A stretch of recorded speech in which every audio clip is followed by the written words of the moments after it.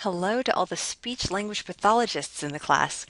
I'm going to walk you through the module that I've created for you guys. You want to go to Content, and you want to make sure you don't go to the Session 6 for teaching majors, but rather you're in Session 6 for speech-language pathology majors. And this video that you're watching right now will soon be embedded right here. I did come across a very helpful document for making your web browser work.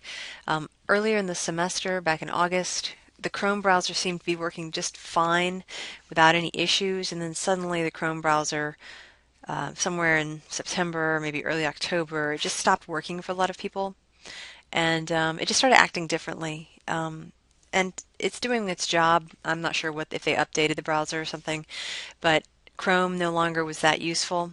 And so this document will help you to overcome issues in CourseDen with 3 web browsers. That's Firefox, Chrome, and Internet Explorer. So hopefully that covers most PC and Mac users, because Mac users, you can be using Chrome and Firefox on your computer. So that will help you figure out how to unlock it so that it will show all of the content that any instructor is trying to show you through CourseDen. Okay, so make sure you check that out. If you're ever having an issue, if you click on something, for example, if you click on course plan and it doesn't come up like that, or if it doesn't open in a new tab, it doesn't open anywhere, then you have a problem and you're probably getting locked out. You're going to want to go back to that document on the home page of Welcome to Session 6, the helpful document for making your browser work, and follow the instructions there. Okay, I just hopped into the wrong module there for a second. Okay, so I want to be in the speech-language pathology module. Let's go check out the interactive checklist that I've made for you guys. And just to facilitate that problem with web browsers not opening things in CourseDen, I did go ahead and throw some links into your checklist here. Okay, so what do we have going on in this module? Well, before we go in there, there's one thing I do want to say about the course plan. I made a number of changes to it. I reduced another assignment. That is, I removed an assignment from the final module that we haven't gotten to yet, and that was that in the final module there was a different discussion board. See, this discussion was going to be in Session 6, and there was a different discussion in Session 7 already, but I just ended up removing it altogether and then pushing this peer evaluation discussion into Session 7 and just sort of balance things out, because we did have to add something to this module, which is the TK20 Technology Integration Assessment, which is a new thing this semester. So anyway, it's all about balancing the load and making sure we prioritize. So at the bottom of the course plan, there's lots of notes about things that I've changed and things that I've removed, and the big pattern, the big consequence of all of these changes will be that the points arrangement that you saw in the syllabus back in August is no longer applicable. We've lost several assignments. That means that there are fewer points total that you can earn, which means I need to recalculate how you get an A, B, C, and D, and F, and all that. And I'm not going to change the points for anything you've already completed, nor am I going to change the points for anything else. For example, the upcoming assignments, the final portfolio, and the Session 7 discussion are going to be worth this amount. So really it's just a matter of time now for me to just go in and readjust the points spread, because everything's pretty stable now. I can tell you with 100% certainty that we won't remove any more assignments, for example. Okay, so you'll see that coming up eventually. Maybe not this week, but hopefully before Thanksgiving I'll have all of that taken care of. All right, so the first thing that you're doing in this module, it's the same thing that the teaching majors are doing, and that is the Assistive Technology project, which is you can go check out the instructions, and then you're going to submit. You're going to put a Word document that I've given you. I give you a template to let you go on a little hunt for about 20. There's 20 questions. They're pretty short. Some of them are just defining terms. The purpose of the Assistive Tech project is just to become familiar with a variety of assistive technologies that are available to students and clients that help them to do things that many of us might take for granted, for example. And there's lots of videos, websites, things like that. You get to explore it, and then you're filling out this sheet and answering 20 questions throughout. And it's a good activity, I think, for both teachers and for speech-language pathologists, because a lot of the things in there apply to both of you. Okay, the speech therapy plan and assessment. I didn't want to make you guys do the unit plan modification assignment that the teaching majors do. In the past, I've had you have a discussion about telepractice, but I don't think that that is worthy, quite honestly. And something that some speech language pathology professors have recommended that I do in the past, but I'd never done it before, was have you create a speech therapy plan. And so I thought I would do that and try to get you guys to think about the ways in which technology could be used in that plan. And I think a plan for speech therapy is probably, in some ways, it's going to be less involved than like a plan for teaching. Now that's not necessarily the case because I know that what you guys do involves lots of collection of data, and you really do have to plan ahead, and you have to know your assessments that you're using and that kind of thing, and you really have to know your stuff. But I didn't want to make, I mean, I don't think that you guys plan a unit of instruction necessarily. Wouldn't, I didn't think it would make sense, at least in this class, for me to say, I need you to plan weeks and weeks of activities. I thought it'd be better to say, let's just plan a therapy session. It can be short, 10 to 30 minutes. You get to pick the purpose of it. I realize all of that depends on your clients and what they need. But anyway, for the sake of this, just to kind of get you thinking, okay, if I'm going to plan a certain kind of therapy, what are the things that should go in a plan, and what or how can I push myself to think about technologies that could be used either by me, the therapist, or by the client. So I want you to think about that. So if you check out the instructions, I simply have you, there's basically 10 things that I want you guys to include in your plan. And it's pretty easy. Main things are, what's the type of therapy? What are the goals of this therapy? How long do you think it'll last? Briefly describe what you anticipate have happening. What's your plan for collecting data on the students? How are you going to use technology? What are some supporting resources, either in the planning of it, in the implementation of it, or perhaps as a follow-up? Just I want you to show some evidence of looking beyond just the ideas in your head, for example. You know, so go look for some support. You might find online, you may find a speech therapy plan that is the basis of this plan that you're presenting, which is totally fine. So you can go find a plan and then use that for this. Just don't copy paste verbatim the text. Cite that plan as your inspiration for this one and then put things in your own words. Be sure you do that. That's very important. And then I want you to go look at the ASHA, I always say ASHA, I know it's ASHA assessments, and see if there's one that could be used to precede this intervention or to follow it up. So I want you to be thinking about making plans, using technology, and linking them to assessment in some form or fashion. So that's what that is, and I think you'll agree with me that um, it's not an unreasonable you know, when you assign lesson planning and unit planning to teachers, you can end up asking them to write a 10 or 15 page document, but I don't expect that here. I think that this could be a you know, 1 to 2 pages kind of thing if you were to put in Word. And one thing you can do is you can copy all of this table if you want, and then paste it onto your, let's see, what page is this going to go on? Paste it onto your unit plan modification wiki page on your wiki. Let me go ahead and show you what I'm saying. So remember earlier in the semester I had everybody create a unit plan modification page, and you're welcome to use that page for this assignment, or you could delete it and create a new page by the name that corresponds better to this assignment. But anyway, you can use this. You could paste that table that I showed you over here. You can actually paste this, and then you can delete these explanatory notes and then put your planning in the table that way. So that could be your unit plan, or not your unit plan, I'm sorry, your speech therapy plan.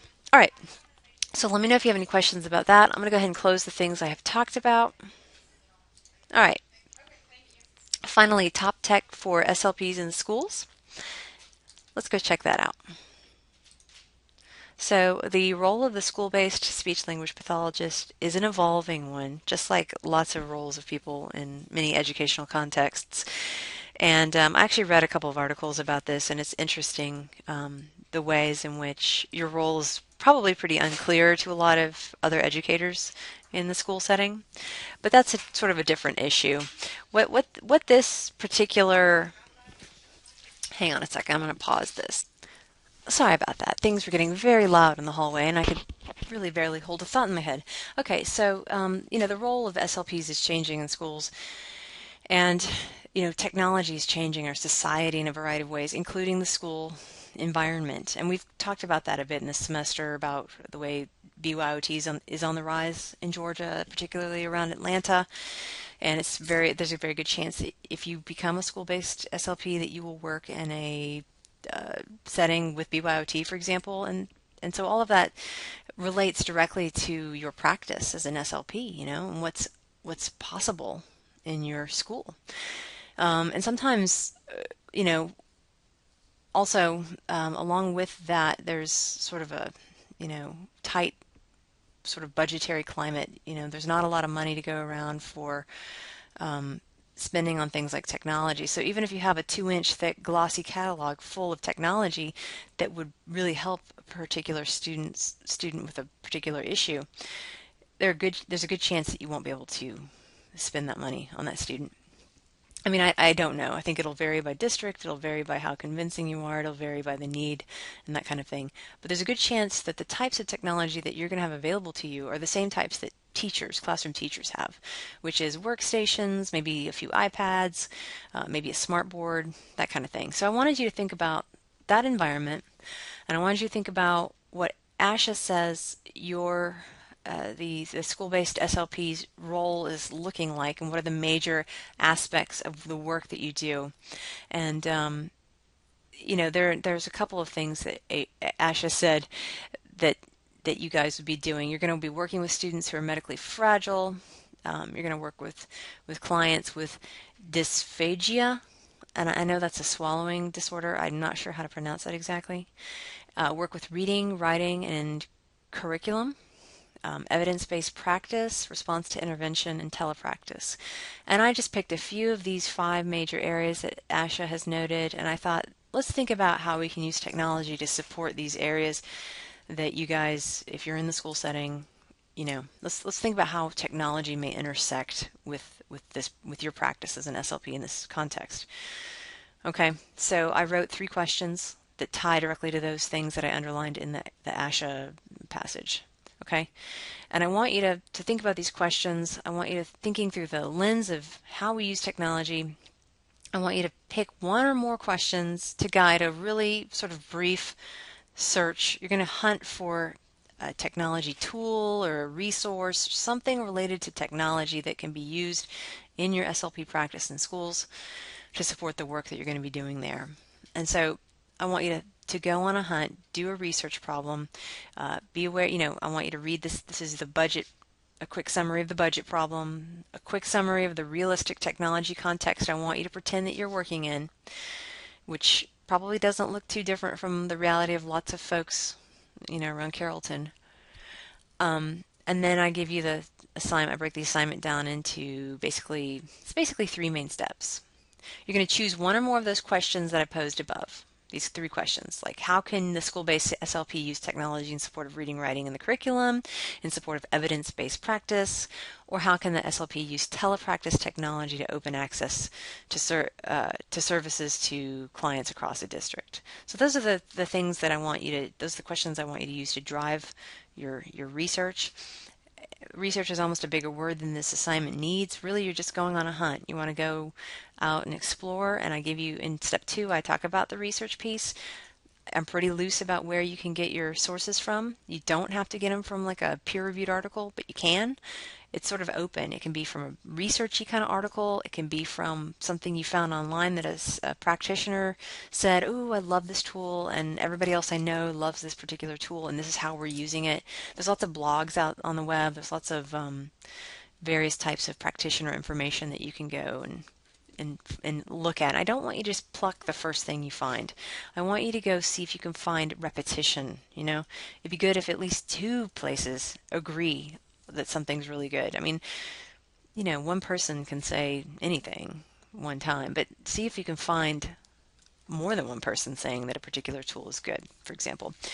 So you're doing some light research and you're basically going to come up with two tools.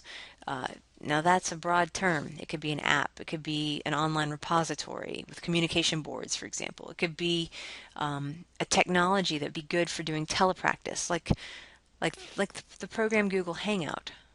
Is that a good tool for doing telepractice? What do you think? I don't know. What do you need to do telepractice?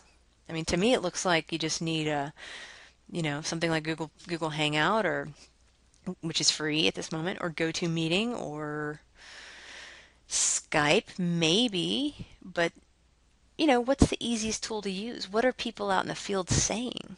Is there a free tool that you can use? I mean, I know there's some fancy ones that private companies probably sell. There's probably vendors that have telepractice environments and that kind of thing. But this is an opportunity for you to think, okay, I'm in this realistic context. We're not going to be able to afford something expensive.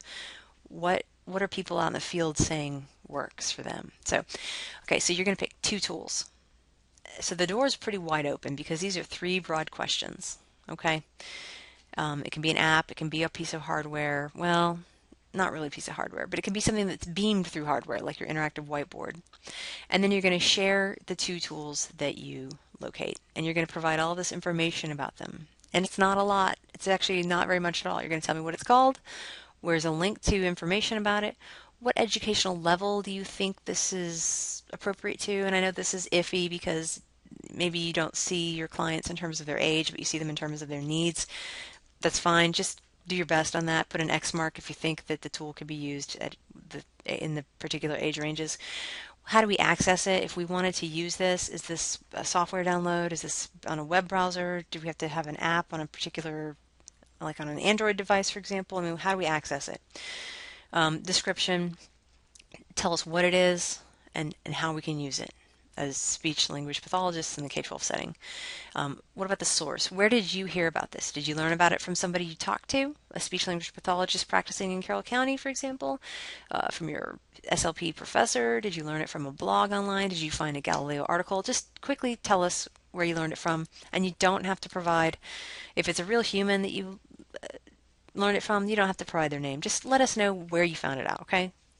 And then finally, contributor, that's your name, and you can put your web alias, you can put your first name, last initial, just something to let me identify you. If you put a totally separate name, you might also in the Dropbox say, in the on the assignment page, I put this fake name. Just let me know what it is. You're going to submit this to the actually, you're not going to submit it anywhere. You're going to do it here on this table right here. Let me undock this so we can see this a little bit better. Oh, it's blocking it, and I see this shield. I'm in Chrome. I need to go here. I need to load unsafe script. All right. Let me edit this. So this is where you're going to actually answer this is where you're going to actually put your information in this table. I did an example for you. Don't be confused by the fact that there's two links here. Sometimes there's two links for some things, but most things are just going to have, I only need you to provide one link, by the way. But you're going to put the name here, the web link here, put an X mark for whatever level. These are all those things I just talked to you about. Basically, you're going to fill out 2 rows of information and then you're done. Okay? Also, there's a few rules. I don't want you all to post the same tools. Obviously, I don't want you to post things that are already in the context. Okay, if you read this context thing, you'll see that this is all your budget allows for hardware. You don't need to tell me that the iPad is the best tool in the world for the SLP. We already have that. I want to know what's the substantive app that's on it and how you want to use that app. So you're going to drill down a little more than that, okay? You don't need to put interactive whiteboard. You don't put Promethean board, that kind of thing. I think I've explained it. Yeah, I think that does it. There's also another rule. Yeah, I already said that too. So if you have more questions, I may have to make more rules, about how we're going to do this. And maybe I don't know if I mentioned this, but I need you to post different tools. I know a lot of you are in the same cohort of SLPs, so if you want, you're welcome to talk about it together and sort of negotiate who gets what tools. But I think 2 is a pretty low number of tools. There's got to be. There's got to be enough for everybody to post something really awesome. So push yourself to find it, and you might say, you know, I'm going to go find 4 things, and then I'm going to make sure I'm the first person to post so that I can just put my first 2 down.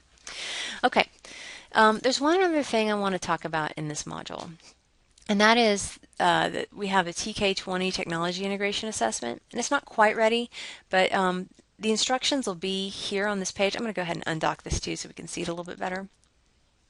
Oh, there goes the shield. Load unsafe script.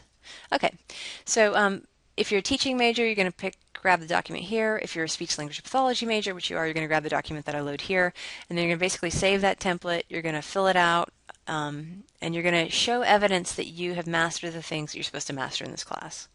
Okay, and I'm going to help guide you. This template will help you, and there's going to be a video, some video instructions posted here very soon. This video right here, the submitting an assignment in TK20, this will show you how you submit an assignment, how you're going to submit this document that you fill out. It's going to show you how you get into TK20 and do that. Okay, this is very important because, well, for a couple of reasons. It's a form of assessment that goes beyond this class. Other people in the College of Ed can see how you guys are doing. They can see how you're being assessed, and it just brings a level of transparency to the class. And this is the first time we've used this assessment, so this assessment hopefully will get better from this point forward. Right now the assessment is what it is, but hopefully we'll figure out how to make it a little more specific and applicable to you guys and make it better. So it brings transparency into the class.